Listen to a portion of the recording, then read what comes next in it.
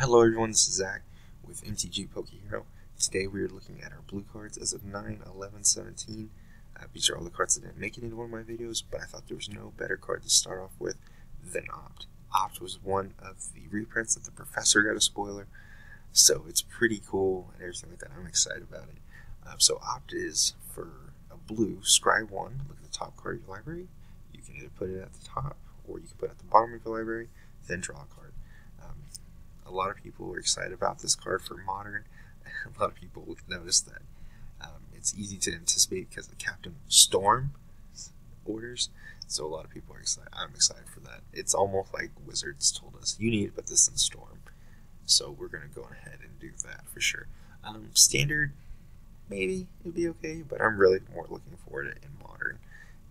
And definitely in Limited, and it'll probably go into some Commander decks, which is okay. Just for 1 mana, look at the top card of your library and then being able to draw a card if you need it is a great rate. So we'll definitely be playing this for as long as it's in. Here is the other reprint that he got, Spell Pierce. So for blue, instant counter target non-creature spell unless its controller pays 2. This card is so good. So we'll definitely probably see this in Modern. Just like we will Opt. It will be in Standard, just for 1 to be able to counter a non-creature spell for 2. It's a great rate. You'll probably play this in Limited, but you want to be very careful, as I mentioned before. Counter spells in Limited tend to look good, but then they don't do as much as you really want them.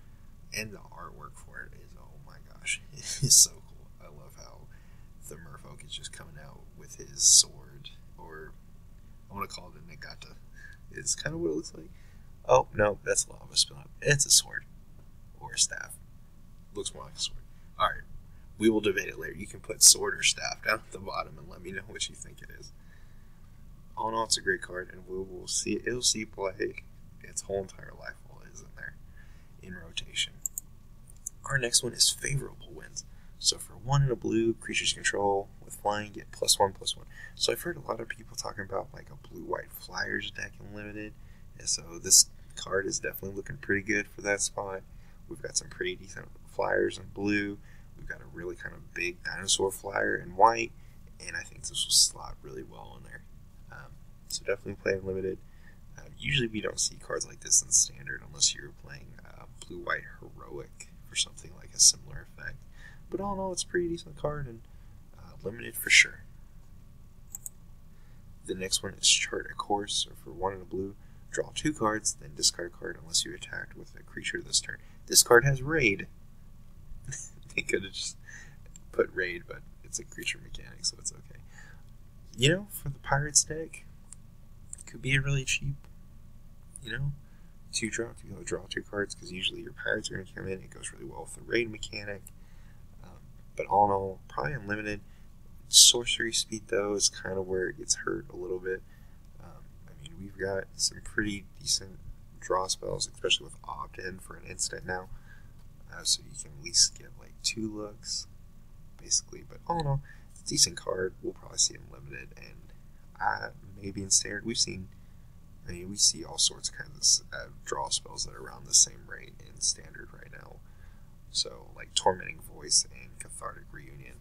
So they may be looking for something like that. Maybe in that Jeskai Gifts deck. That's possible. The next one is Arcane Adaption. So for 2 in a blue, an enchantment as Arcane Adaption enters the battlefield, you choose a creature's type. Creatures you control are the chosen type in addition to other creature types. It is the same true for creature spells you control and creature cards you own that aren't on the battlefield. It's pretty interesting.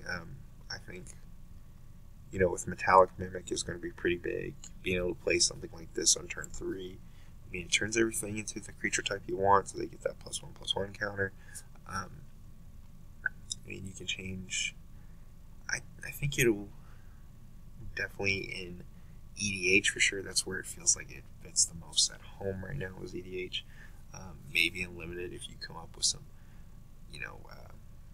we're looking at the Merfolk deck is basically what you want, but realistically they're not going to be able to boost off of each other pretty easily unless you get the legendary blue Merfolk to be able to make them a little bit difficult. But all in all, I think they can be this is an EDH card. The next one is Entracing Melody. So for X and 2 blue, you gain control of. So you gain control of target creature with converter mana cost of X or less. EDH, and that's really it. Maybe limited, but again, this would be one of those higher end cards to hopefully be able to get something, that's worth value for the most part. All in all, you just want to stay away from it. Don't EDH is about really it, but all in all, stay away from this card in just about every other format. The next one is River's Rebuke. So for 4 and 2 blue, return all non-land permanent target player controls to their hand. I can see this being played and limited as your board wipe, basically, for your opponent, which I think will do pretty good. All in all, though, it's okay. EDH limited. Maybe if blue was looking for a 6-drop board wipe, but I highly doubt that.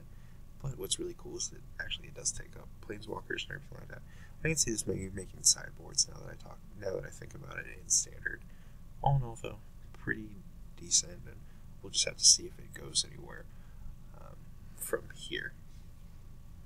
Probably won't take the slot though of our Devastation because it does a little bit more, but it takes out bigger stuff. Yeah, so we'll definitely see where it goes from here. The next one is out of the set. So we have the black one revealed of Revel of Riches, and then we have Spell Swindle. So for 3 and 2 blue, instant counter target spell, create X colors treasure artifact tokens. So this is actually, it's pretty good. It reminds me a lot of Confirmed Suspicions. So you get, so for 5 you counter the spell, and then you get to investigate 3 times. But with this, you can basically end up buying the spell back. So if they play something over 5, you'll either end up buying the spell back, netting mana back. And the other deal too, I mean, if it's like a 3 or 4 draw, you basically played this for 2. All in all, I think it's really interesting. I really like it. It's a really cool card, and I like the idea. Limited, it would be great in. Constructed, I don't know if this is something we would really want to touch. I like the idea, but it feels like something we would need to stay away from in Constructed, although I love being able to gain extra mana back. All in all, pretty cool card. Definitely you were going to play this in EDH. Our last one is Overflowing Insight. So for 4 and 3 blue, target player draws 7 cards. Yep. That's about it. So for 7 mana, you draw 7 cards. For Mythic and Sorcery Speed. Yep. That's about how I feel about this.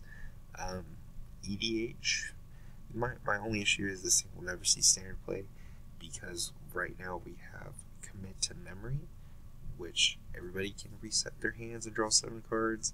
I've seen Commit from Memory being able to be played off of a Gearhulk.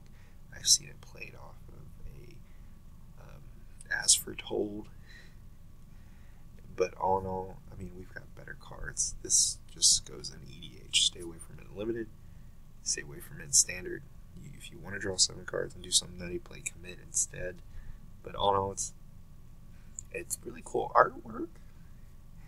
Just an EDH. Alright, well guys, I just want to say thank you. This has been the Blue Cards as of 9/11/17. We'll be able to start daily videos uploading for spoilers. All in all, though, I think we got one more video left, and then we're all done. Hopefully we can push through before midnight. Again, this is Zach with MTG Poke Hero. If you like our videos, please like, subscribe, tell your friends about us, and may the top decks be forever in your favor. Thanks, and have a good day.